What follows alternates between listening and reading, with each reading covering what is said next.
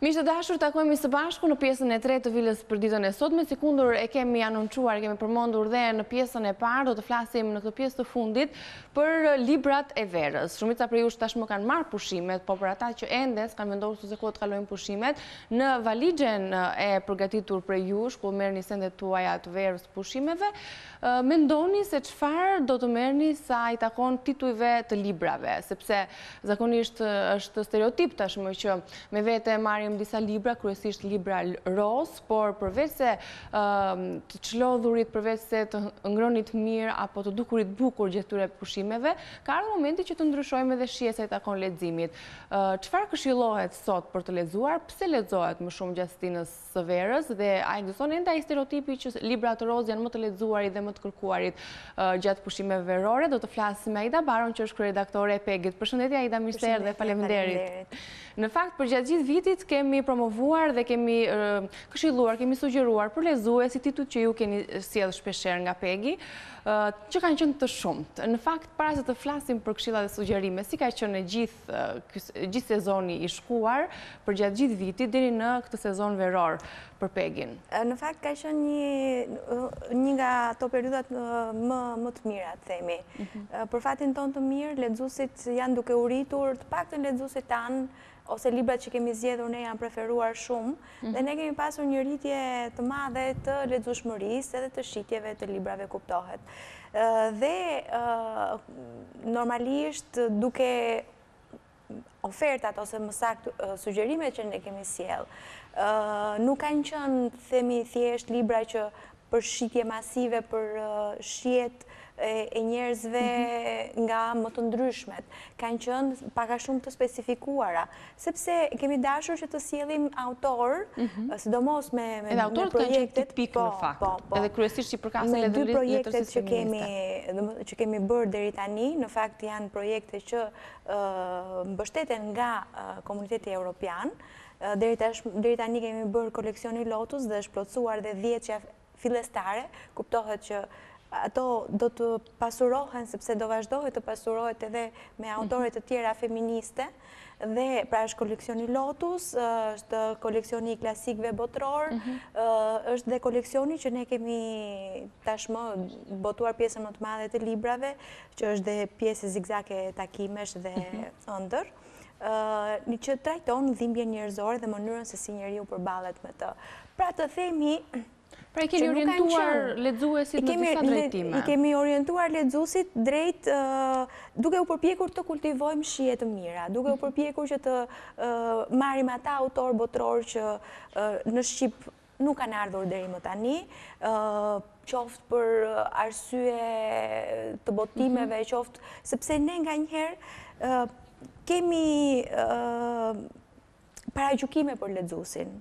Domethënë ne mendojmë që lexuesi, duke parë pjesën më të madhe të tregut, siç ka ndodhur në këto 20 vjet, njerëzit kanë pasur prirjen që të zgjedhin diçka më të lehtë, diçka më të ëmbël, për t'u larguar. Kryesisht letërsi roz. Po, për t'u larguar sepse çuditërisht në Shqipëri, ato që lexojnë më tepër janë shtëpiaket.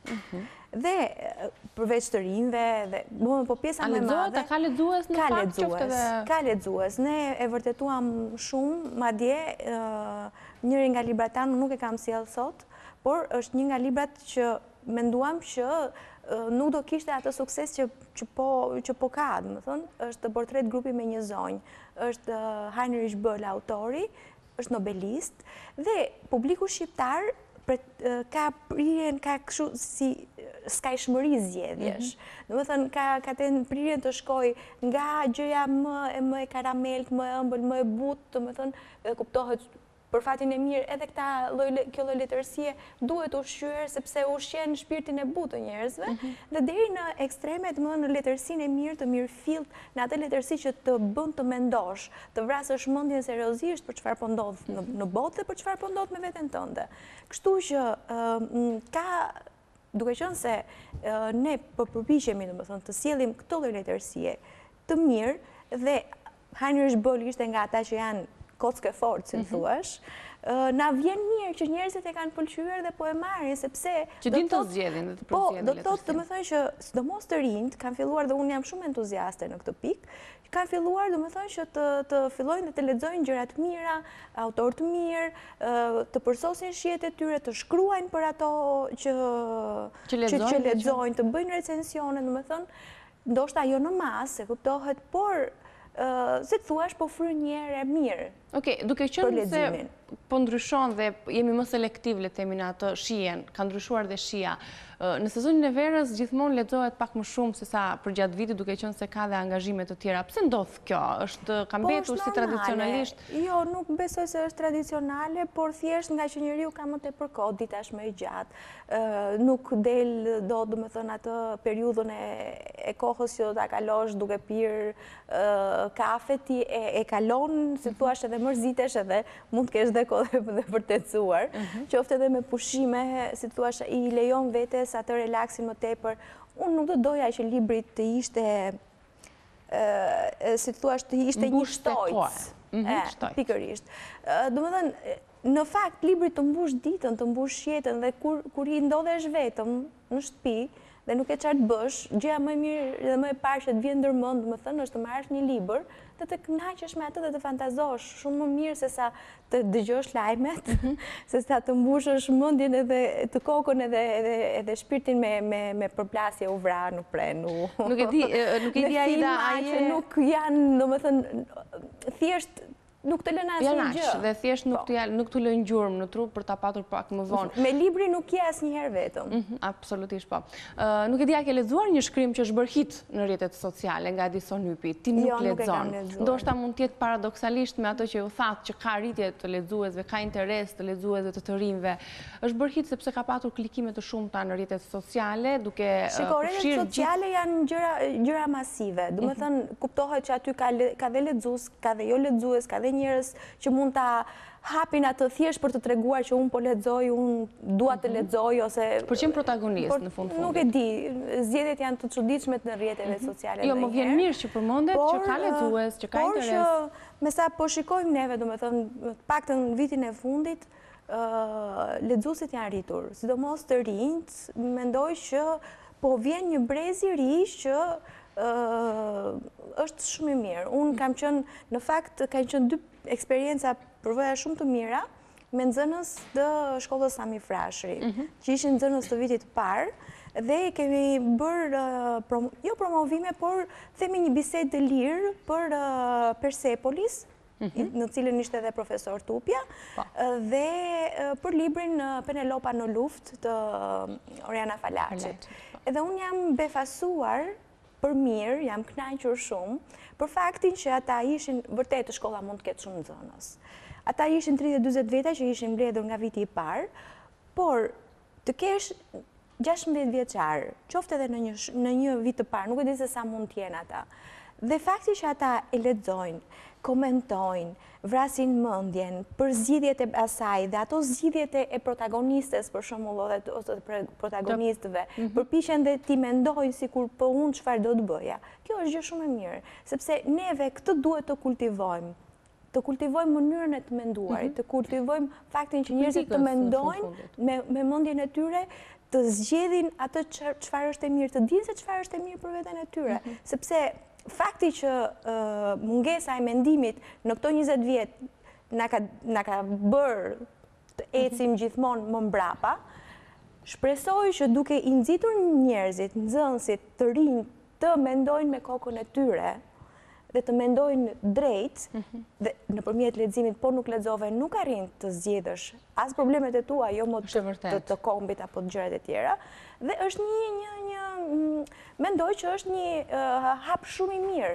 Kështu që shpresoj që dhe shkollat e tjera të jenë në të gjitha gjërat, në të njëjtin nivel, por them që duke arritur të çojmë leximin tek nxënësit, ne përgatisim një brez edhe lexuesish, po dhe njerëzish. Do të flasim në fakt se çfarë duhet të kemë parasysh edhe prindrit që marrin fëmijët me vete për të lexuar dhe për t'i kultivuar dhe themi të lexuarit gjatë pushimeve të verës, duke mos qenë vetëm pushime, por pushime të angazhuara, thënë ndryshe.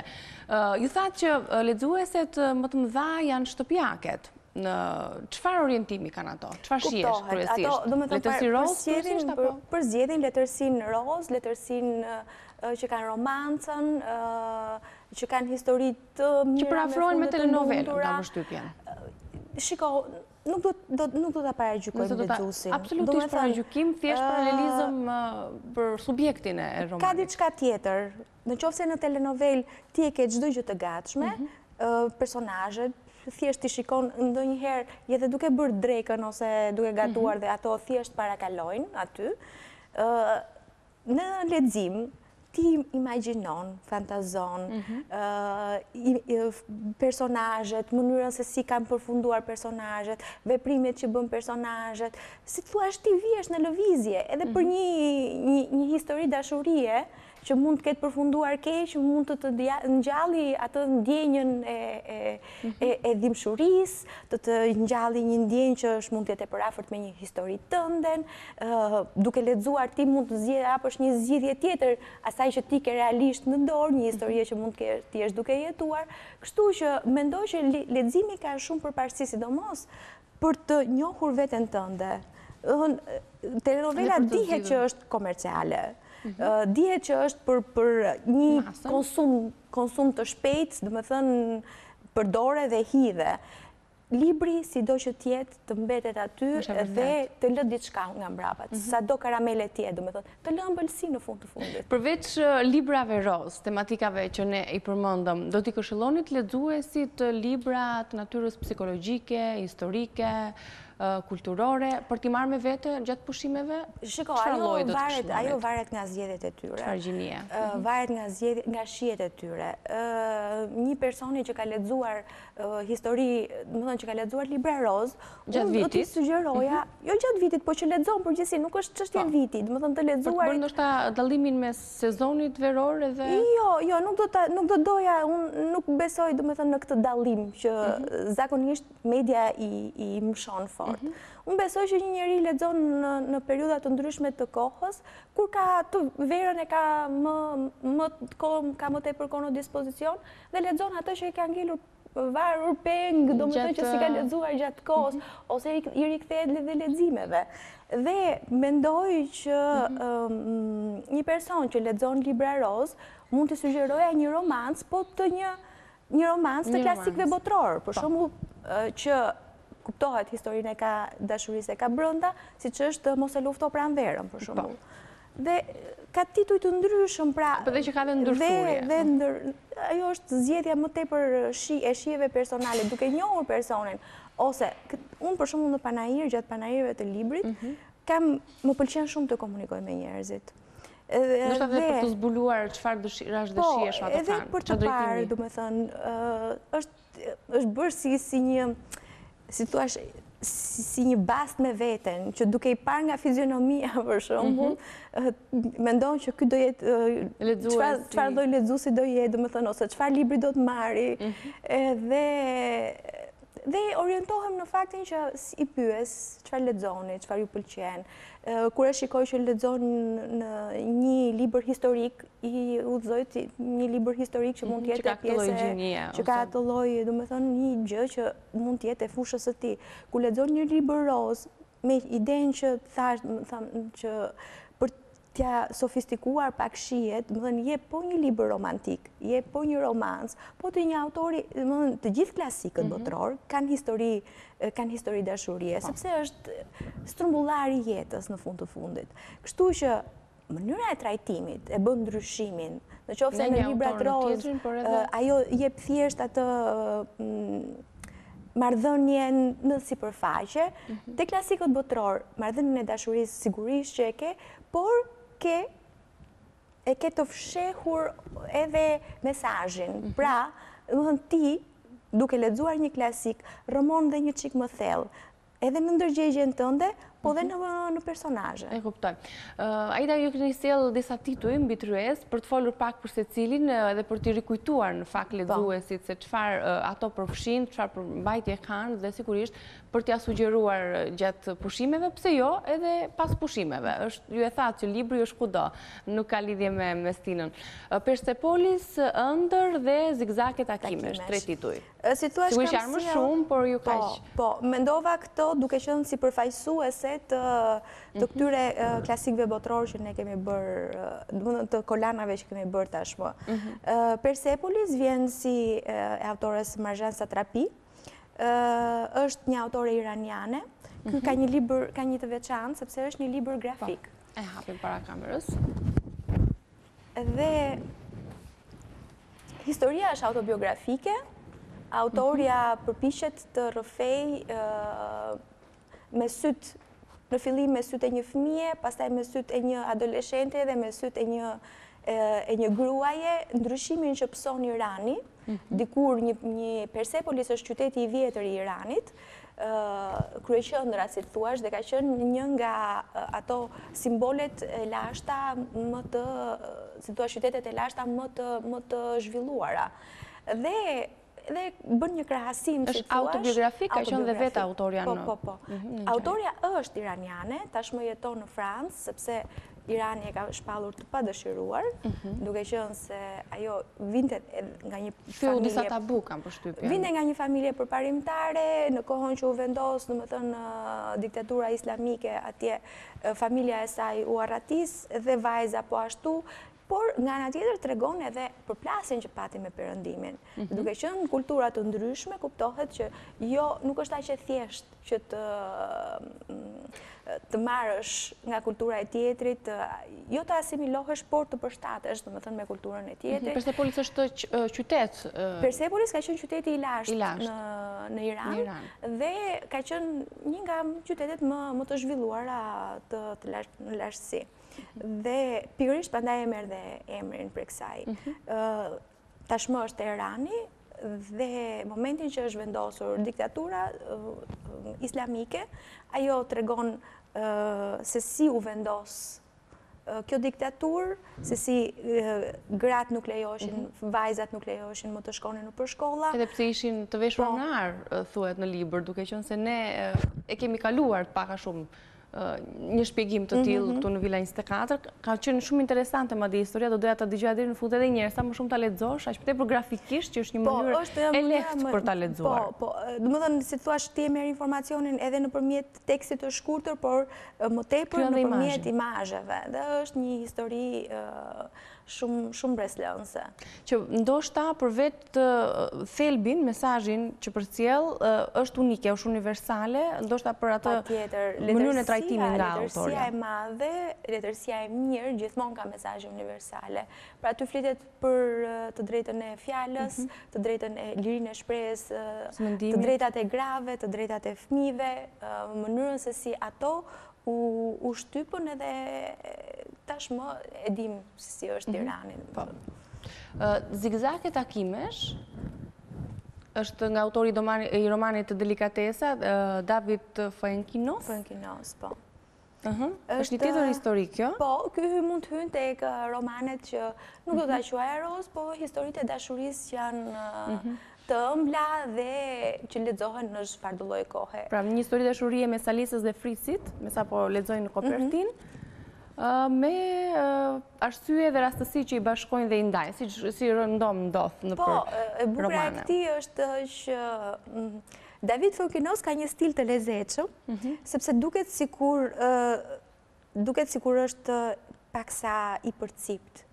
Mirë po, kur e lexon edhe Delikatesa, ajo që të ngelet për brënda është një peshë mendimesh se si këta njerëz, domethënë, duke u ndarë, duke u bashkuar me njëri tjetrin, nuk u rrehen. Mua kjo më ka bërë përshtypje, sepse ne zakonisht po u nda me të tjerët, po le që nuk bashkohemi. Le që nuk flitet më, edhe po të shohim. Le që nuk flitet më, domethënë. Por është një marrëdhënie që pavarësisht kohës, që kalon nga njëri takim në tjetrin, pavarësisht ndarjes, pavarësisht se krijojnë familje të reja, ka një lidhje nga ato, se ka lidhje të sëmura, por kjo nuk është nga ato lidhjet e sëmura, por është një lidhje nga ato dashurit e vërteta që ti nuk e paragjykon dot, nuk i thua dot pse vazhdon me këtë në mendje. Sepse janë kaq të lidhur me njëri tjetrin, edhe në mënyrë telepatike, pothuajse, sa të fusin në atë botën e tyre, në rrjedhën e tyre, dhe ti ndërron të kesh një dashuri të tillë, pavarësisht Okej, kaq do themi për këto takimesh, sepse lexuesi do ta kenë parasysh për ta marrë dhe për ta patur gjatë këtyre pushimeve, për ta lexuar është relativisht i shkurtër, nuk është shumë i gjatë, i trashë si roman, lexohet, kalon lehtë, aq më tepër këto histori që ju përmendët, kalojnë shumë shpejt. Po Ajca, një nga klasikët botëror që është ëndër nga Arthur Schnitzler, që është shqipëruar nga Frim Koçi dhe ne kemi patur rastin ta promovojmë së bashku gjatë vitit këtu, apo jo Aida? Për këtë libër, çfarë sugjerime? Në fakt, ky është pjesë e klasikëve botëror. Kolana e klasikëve botëror ka dhe disa libra të tjerë, ka Jane Eyre-in, ka Mos e lufto pranverën, ka Damkën e turpit, dhe, si thua, po përpiqemi të plotësojmë ato mungesa, ato mungesat me emra autorësh të mëdhenj që nuk kanë ardhur më përpara në gjuhën shqipe. Ëndër është momentin që është e padiskutueshme që nëse unë përmend Nicole Kidman dhe Tom Cruise në filmin Eyes Wide Shut, njerëzit do ta kuptojnë për çfarë bëhet fjalë. Pra, Kubrick ka marrë novelën Ëndër të Schnitzlerit dhe e ka kthyer në film pas një periudhe kohe, domethënë diku nga 1930 është botuar libri në 89-ën, në 90-ën, diçka e tillë. Bukur që është përjetësuar edhe që i reziston. Kuptohet që ai ka bërë goxha ndryshime në film, ka ndryshuar emrat e personazheve, ka vendosur, ka ndryshuar atë vendosjen ambientale, ambientimin e historisë, nga Vjena e fundit të shekullit të 19.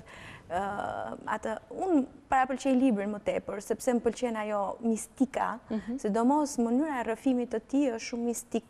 Rrugët e Vjenës, errësira, ato ndryshimet që kanë të dy personazhet, burr e grua, domethënë, njëri në dritë, tjetri në errësirë, domethënë. Ekzistojnë të dy personazhet sot në këtë kohë, rrëfimet aventureske të gruas ndaj bashkëshortit dhe xhelozia e tepruar e tij, ndërkohë që nuk e di nëse njerëzit janë kaq të sinqertë sot.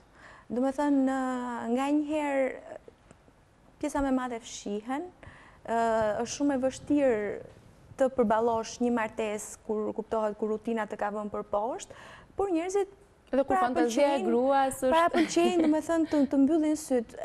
Tashi mendoj që sinqeriteti do ta ndiste akoma më tepër fantazinë e personazheve dhe edhe në jetën e përditshme sigurisht. Në vazhdimsi këto ishin 3 tituj në fakt që ne përmes Aidës i sugjerojmë nga shtëpia botuese Pegi, po sigurisht që ka plot titujt që ju i sugjeroni për lexuesit, duke i përmendur pak a shumë si emra autorësh edhe si tituj, do të vazhdoni dhe në vazhdim në sezonet e ardhshme ti mëshoni letërsisë feministe, Aida? Patjetër, do të vinë shumë shpejt një roman tjetër, shtatori-tetori nuk e kemi vendosur ende, Margaret Atwood, Rrëfenja e shërbëtores. Është një libër distopik, e quajnë kritika, domethënë këtë, mirë po është një zhvendosje kohore. Pra, është një vend që nuk ekziston realisht, është një botë imagjinare, por jo aq e bukur sa që është bota reale, është një botë ku meshkujt mbizotrojnë, femrat janë thjesht shërbëtoret e tyre, sklavet e tyre, por kjo është gjithçka si thuash si do t'ishte bota në qoftë se gratë do t'ishin kaq të nështruara. Është një libër vërtet shumë e bukur, do pak durim për të lexuar. Vjen në kuadër të Lotus, kam përshtypjen, për mesazhin që do të përcjellet të drejtat e grave. Po me Lotusin më pas do të vi një libër tjetër, atë jam po e përkthej unë. Jemi në vazhdimsi të po, jam duke e përkthyer në punë e sipër, është titulli është L'arte della gioia, unë nuk e kam vendosur ende titullin përfundimtar, sepse titulli është dilema e fundit, si thua që i mbetet përkthysit, është nga njerë kaq e vështirë të zgjedhësh titullin që duhet të godasi dhe të përçoj atë idenë. Se jo gjithmonë përshkruhet dhe është njësoj me titullin original, që mund të ketë njëtin kuptim, apo? Jo gjithmonë mund të tingëlloj bukur në shqip dhe të tërheq vëmendjen.